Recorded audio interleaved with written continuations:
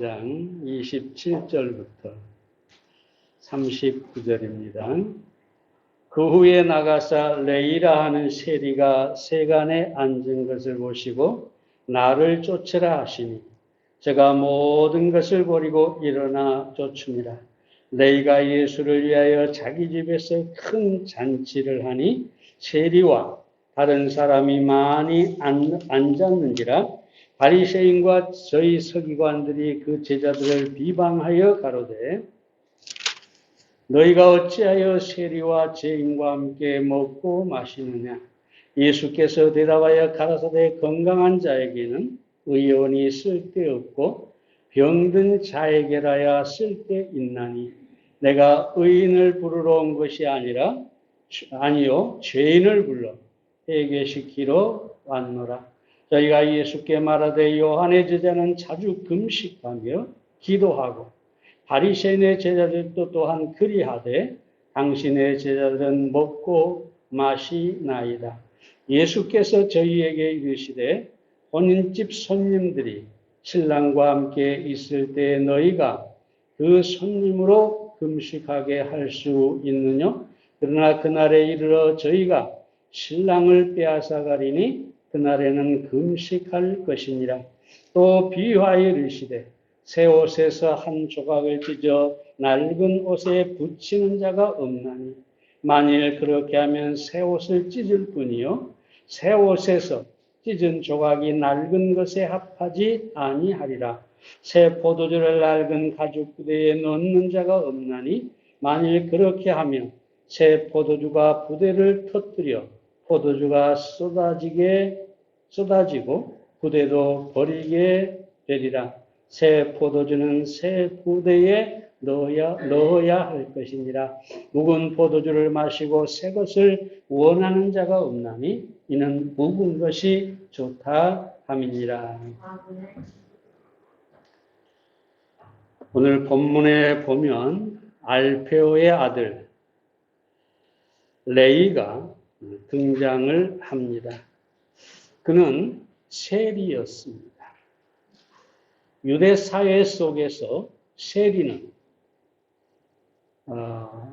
창기와 동급으로 죄인 취급을 받았습니다.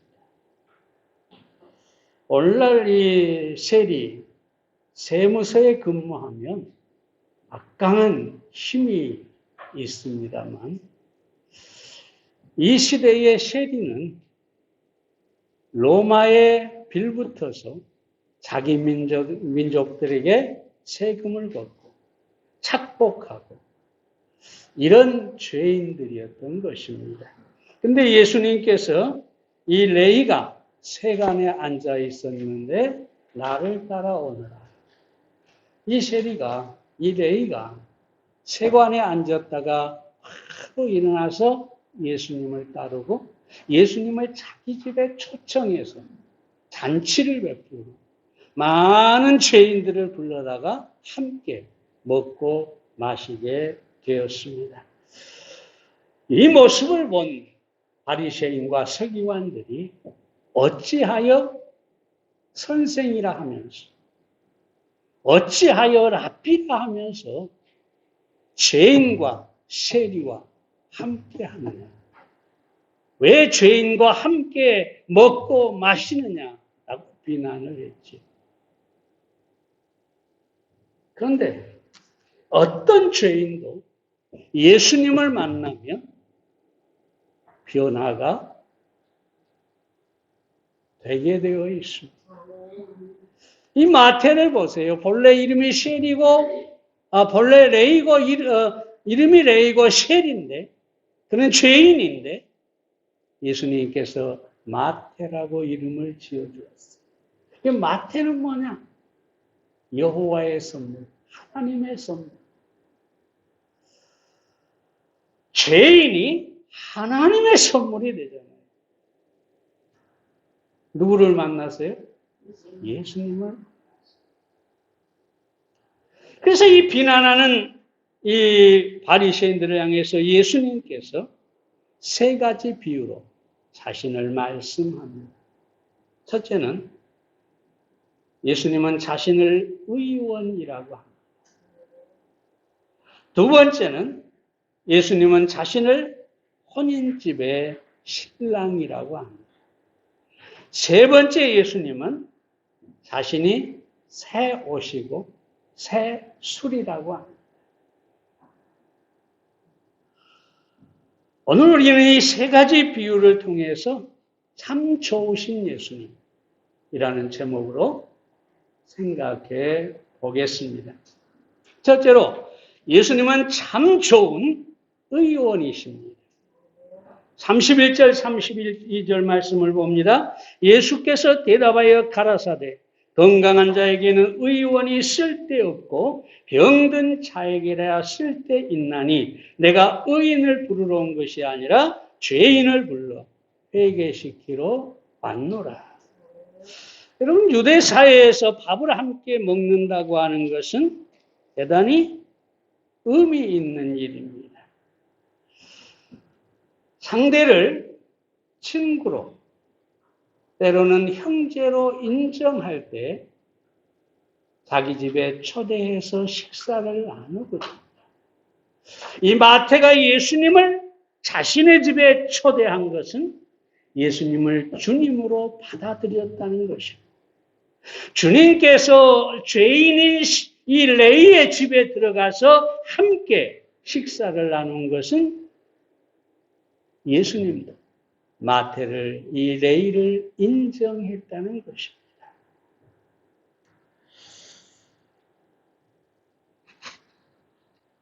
근데 이 사실을 바리새인들은 비난하고 너희가 어찌하여 세리와 죄인들과 함께 먹고 마시느냐.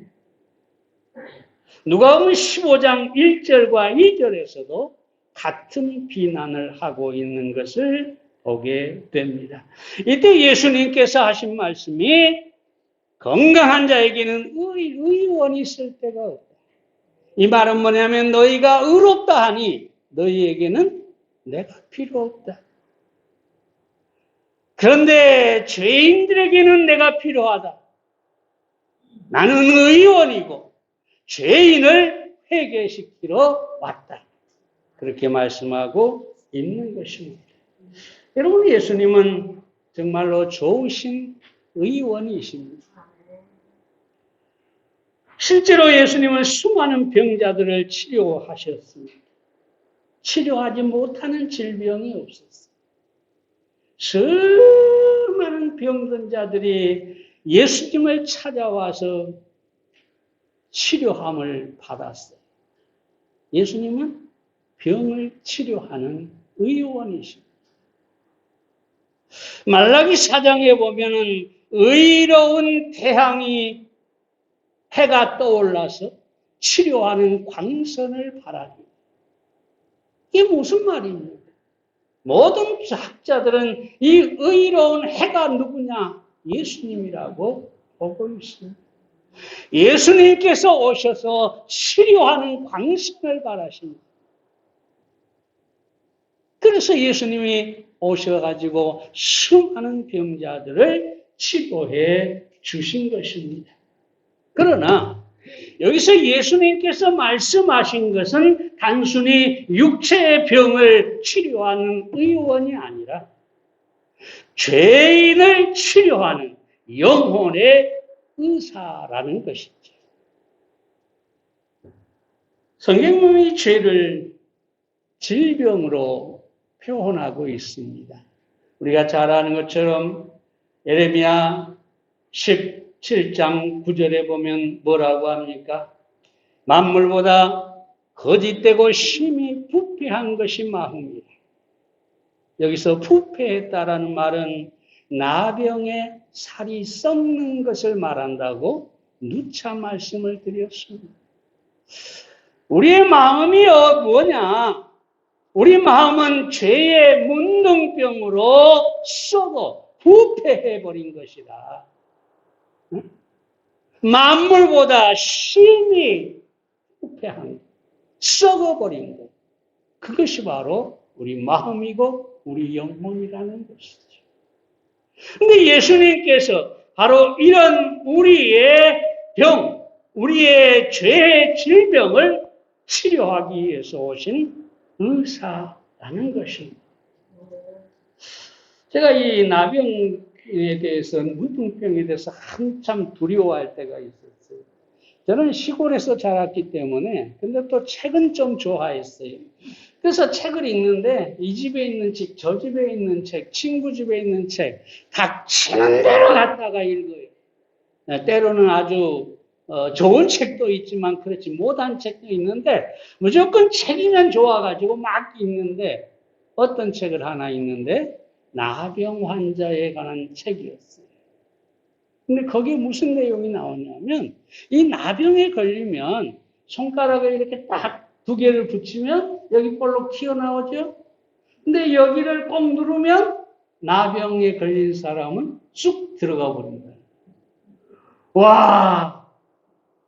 그 어려서 나병이 얼마나 무서웠던지 늘 자고 일어나면 여기를 꽉 눌러보고 꽉 눌러보고, 아, 다행이다. 아, 나병은 아니구나. 아마 한참 동안 제가 그랬을 거예요. 그리고 제가 나중에 첫 목회를 하면서 소록도에 갔는데, 야, 여러분 정말로 이 나병 환자들 비참합니다. 살이 썩어 손가락이 썩어서 다 떨어져 나가버리고, 발가락이 다 떨어져 나가버리고, 눈이 썩어서 사라져버리고, 제가 그 소록도 깊은 곳까지 가서 그 사람들이 사는 집들을 들여다봤는데, 그 컴컴한 강 안에서 그저 모든 사지가 썩어가지고 나오지도 못하고 살아간 나병 환자들이 있었어요. 무서운 병입니다, 사실은. 상상을 해보세요. 자기 손가락이 썩어가지고 뚝뚝 떨어져 나가는데 아프지도 않아요, 아프지도. 기가 막힐 일 아닙니까? 그런데 우리 영혼을 우리 성경이 뭐라고 얘기하느냐? 만물보다 거짓되고 심히 부패했는데 나병 환자의 살이 썩는 것처럼 우리 마음이 그렇게 썩었다. 그럼 이걸 부정할 사람이 있겠습니까? 여러분이 여러분의 마음을 가만히 들여다보세요. 과연 내 마음이, 내 영혼이 문둥병에 걸리지 않았다 말할 수 있는 사람은 아무도 없을 것입니다.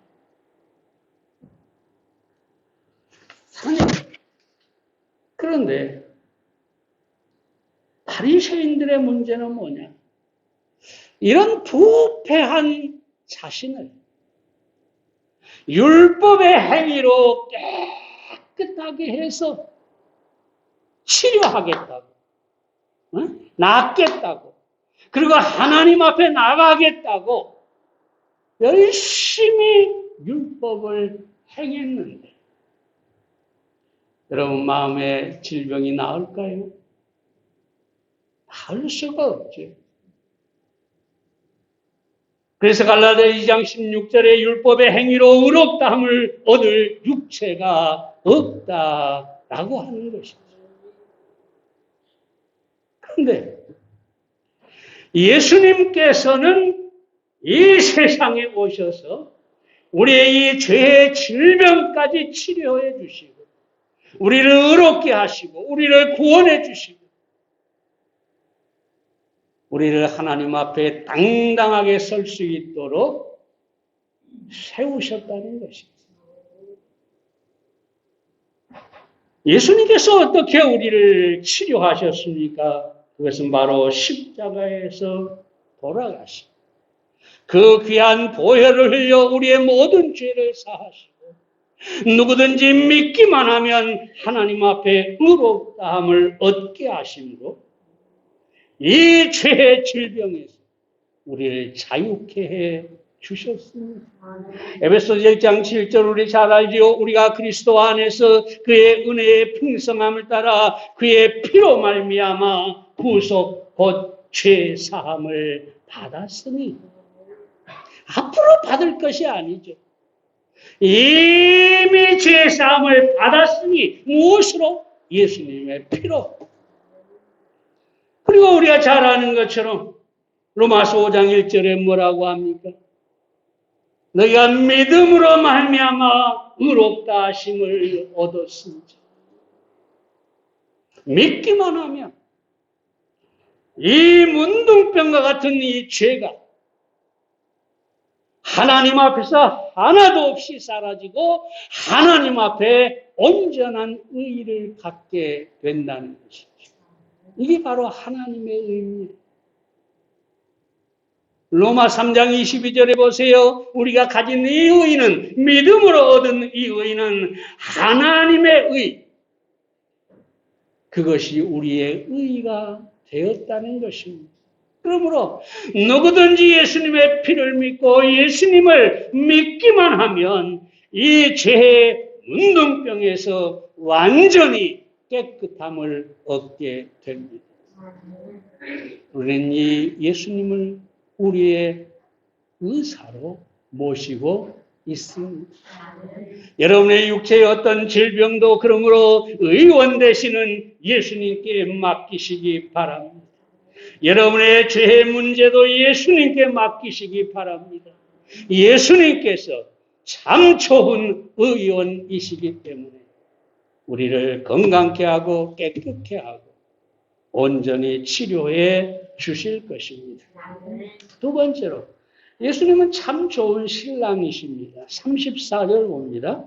예수께서 저희에게 이르시되 혼인집 손님들이 신랑과 함께 있을 때 저희가 그 손님으로 금식하게 할 수 있느냐. 여러분, 예수님 당시의 이 바리새인들은 자기의 경건을 나타내는 표가 있었어요. 그것들이 뭐냐? 저들은 죄인을 멀리하는 것이 경건이라 생각했어요.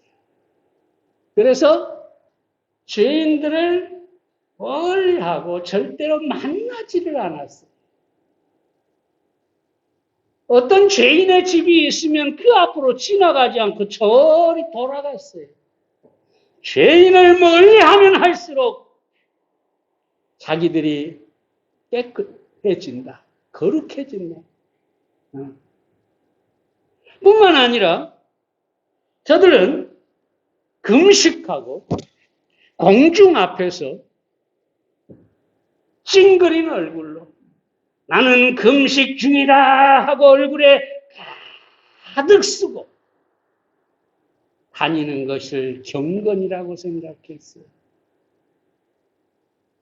뿐만 아니라 길거리 사거리에 서가지고 큰 소리로 기도하는 것을 경건이라고 생각했어요.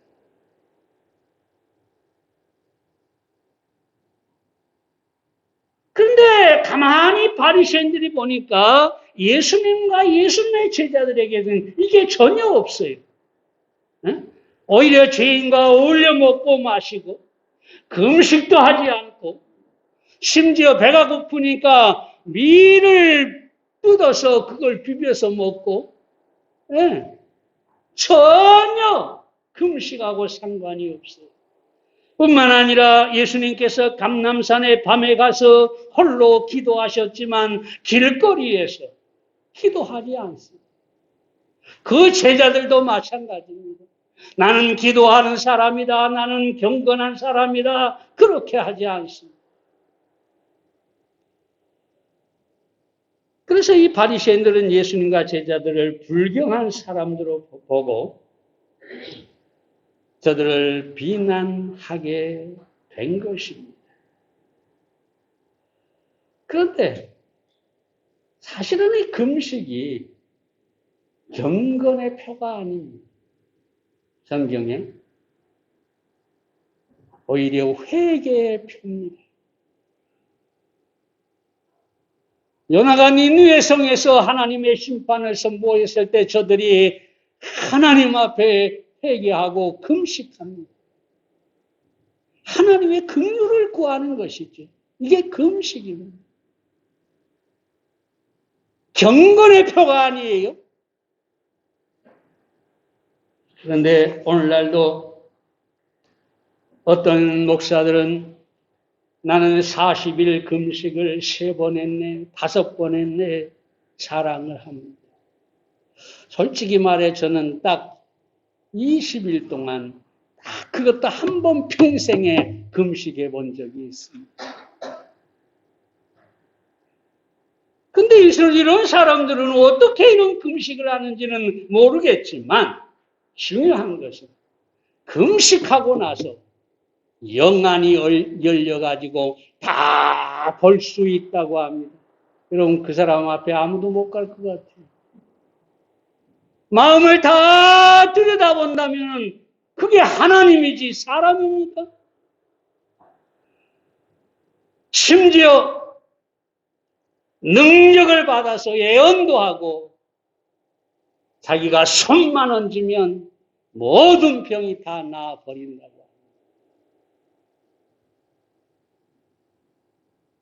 여러분, 사기꾼들입니다. 아무리 목사의 타이틀을 갖고 있다고 해도 그들은 절대로 목사가 아닙니다. 사도 위에 어떤 사람에게도 사도의 표가 되는 그런 권능을 주신 일이 없기 때문입니다. 물론 오늘날도 우리가 기도하면 병이 낫습니다. 왜냐하면 하나님이 낫게 하시기 때문입니다. 어떤 사람이 낫게 하는 것이 아닙니다. 아무리 금식을 수십 번 40일 금식을 엄청나게 했다고 해도 그런 능력은 없는 것입니다. 다시 본문으로 돌아갑니다. 예수님은 혼인집의 신랑이라고 소개하고 있습니다. 혼인집은 잔치가 있는 곳이고 신랑은 물론이고 신부도 기뻐하고 신랑의 친구도 기뻐하고 온 마을 사람들이 함께 기뻐하는 것입니다. 근데 예수님께서 하신 말씀이 뭡니까? 혼인집 손님들이 신랑과 함께 있을 때 너희가 그 손님으로 금식하게 할 수 있느냐? 슬퍼하게 할 수 있느냐? 없다는 것. 이 말은 무슨 말입니까? 나는 신랑이다. 나는 혼인집의 신랑이다. 근데 내가 있는데, 나와 함께 있는데, 나와 함께 있는 나의 제자들이 왜 금식하느냐? 기뻐하고 즐거워하는 것이 당연한 것입니다. 우리는 예수님이 우리의 신랑이라는 것을 만나기 전에 잠깐 로마서로 돌아가서 살펴보겠습니다. 로마서 7장에 보면은 율법이라는 남편이 나옵니다.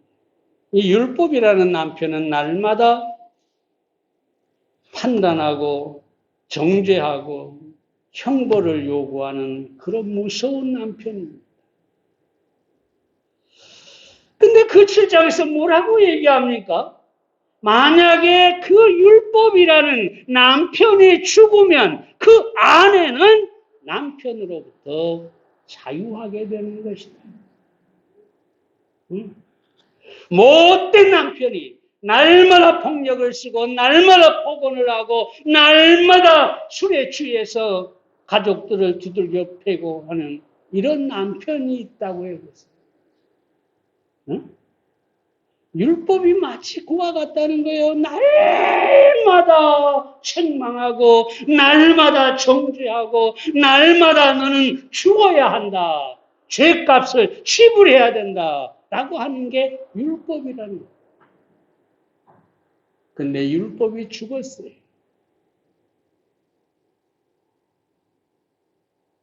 그럼 여러분 어떻습니까? 그런 남편이 죽으면 그 아내는 불행할까요? 행복할까요? 응? 그래도 또 어떤 분들은 그래도 그런 남편이라도 있어야죠.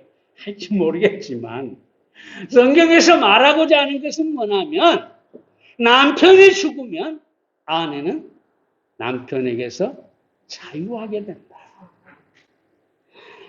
그리고 나서 누구를 만났느냐?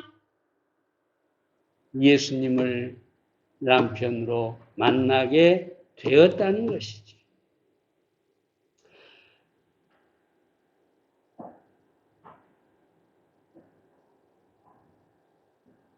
아니요. 새로운 남편을 만났는데 그 남편이 어떤 분입니까? 예수님입니다. 그럼 예수님이 어떤 분입니까? 간음 중에 잡힌 여인을 향해서도 나는 너를 정죄하지 않노라. 그렇죠? 수가성에 목마른 여인을 만나서도 나는 내가 너에게 생수를 주겠노라. 네.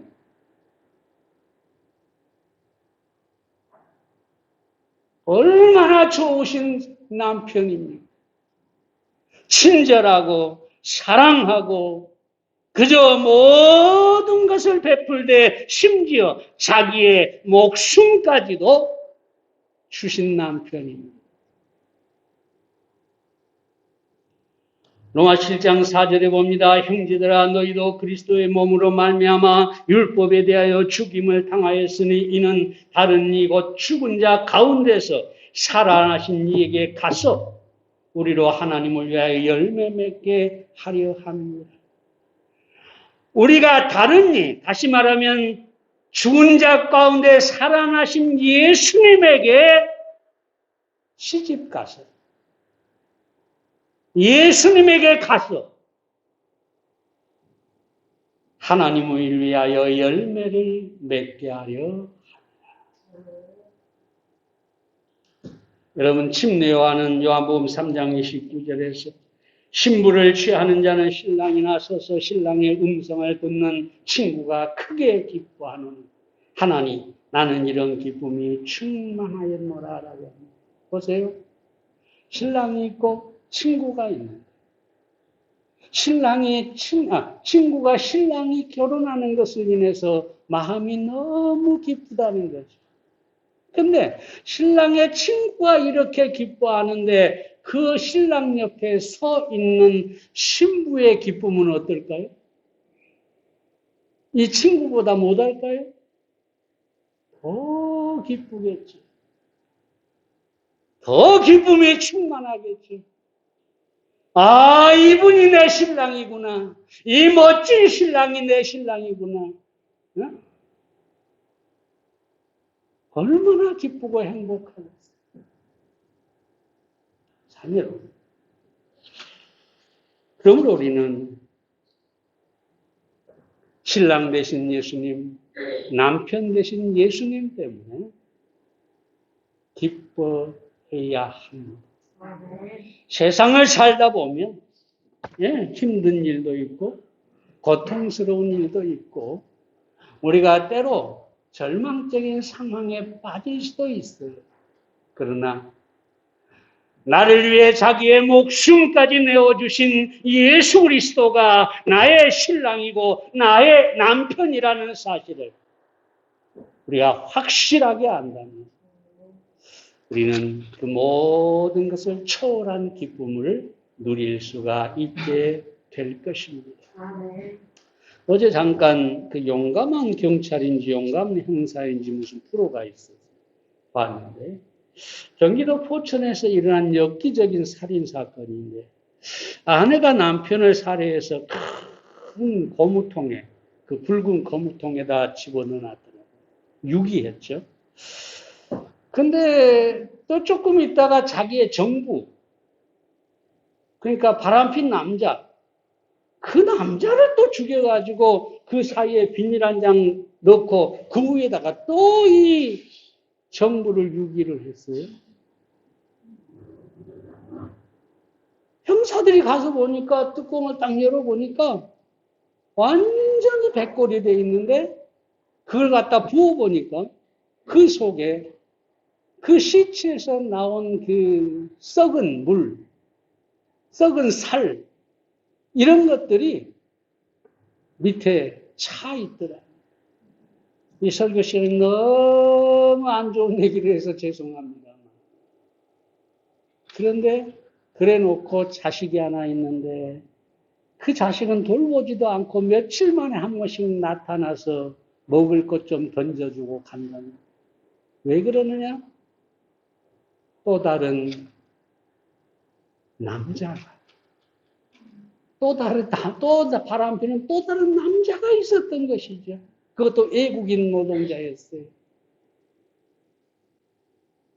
제가 왜 이런 잔인한 얘기를 할까요?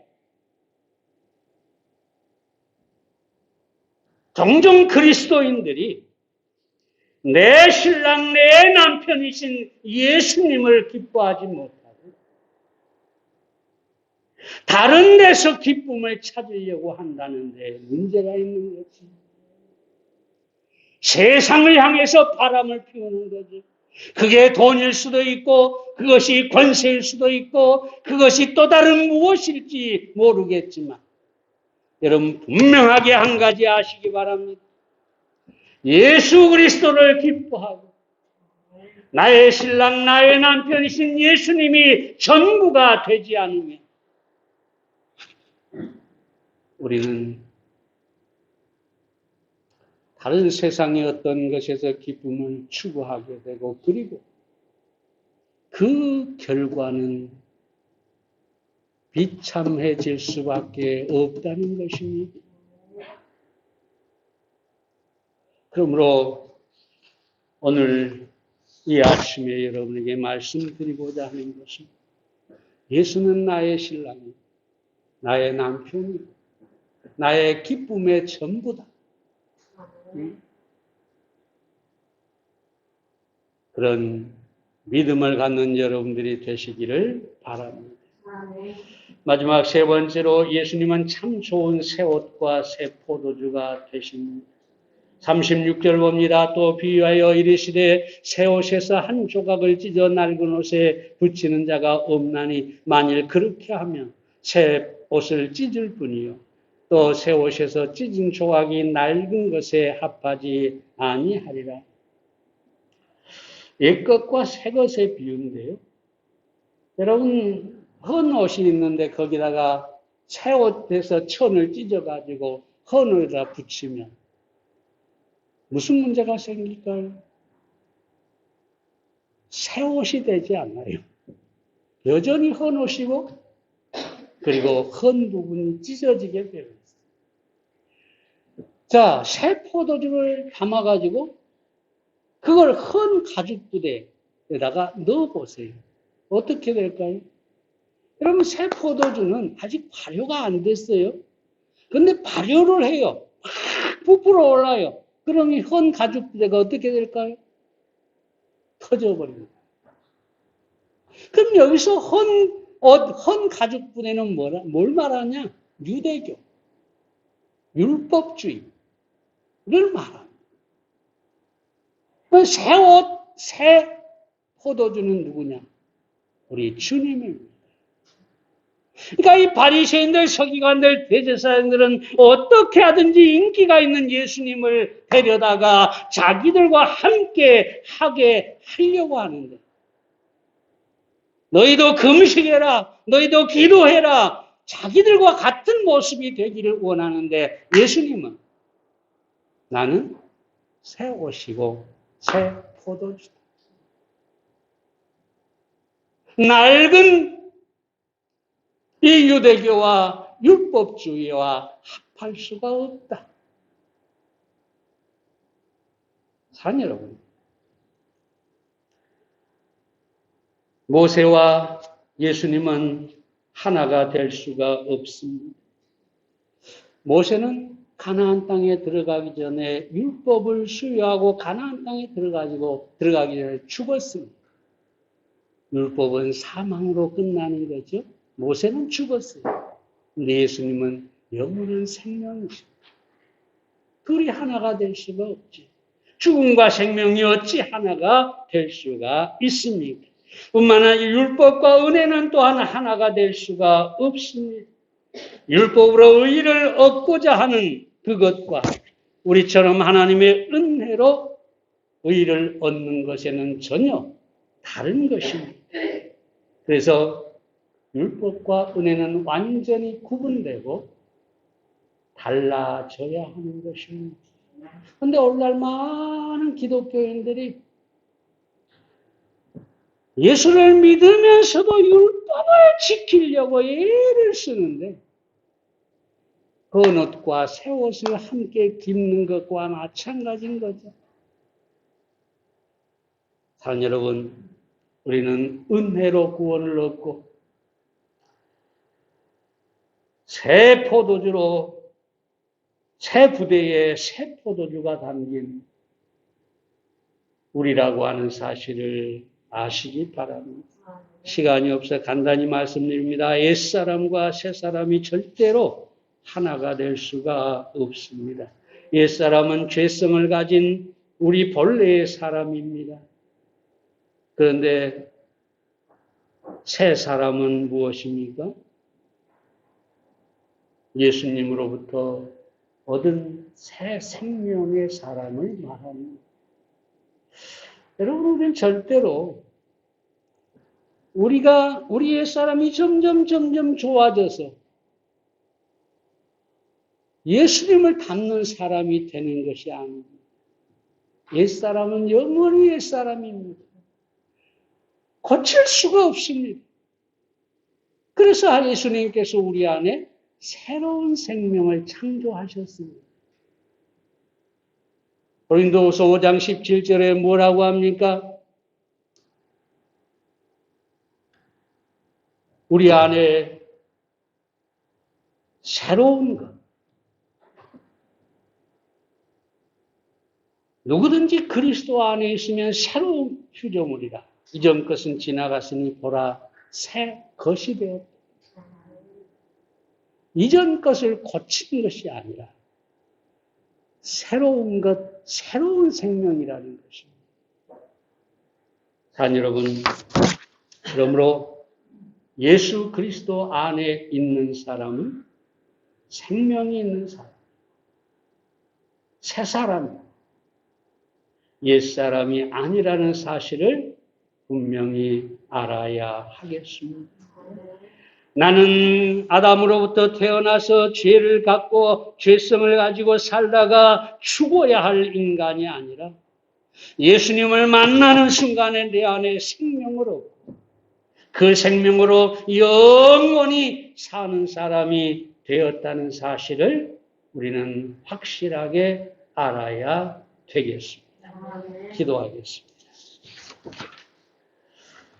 살아계신 아버지 하나님, 오늘 이 아침에 예수님께서 우리의 의원이 되시고 우리의 신랑이 되시고 우리에게 새 옷과 새 포도주가 되신다는 사실을 함께 살펴보았습니다. 하나님 아버지, 우리가 육체적으로 병들지라도 우리 영혼이 죄로 병들지라도 주님께 그 모든 것을 맡기게 하시고 주님으로 치료하는 광선을 바라게 하셔서 우리가 육체적으로나 영적으로나 건강할 수 있도록 축복해 주시옵소서. 주님, 우리 신랑이십니다. 우리 주님으로 만족하게 하시고 주님을 기뻐하게 하시고 세상에 우리의 눈을 두지 않게 해 주시옵소서. 그래서 주님 때문에 행복해지는 우리가 되기를 소망합니다. 주님, 우리에게 새로운 생명, 새로운 새 사람을 만들어 주신 것을, 창조해 주신 것을 감사합니다.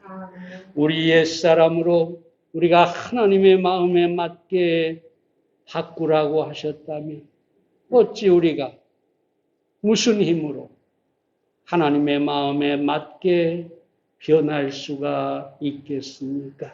그 옛사람을 십자가에 못 박게 하시고 우리 안에 예수의 생명, 새 생명을 허락해 주신 것을 감사합니다. 하나님 아버지, 우리가 그 새 생명으로 승리하는 삶을 살게 해 주시옵소서.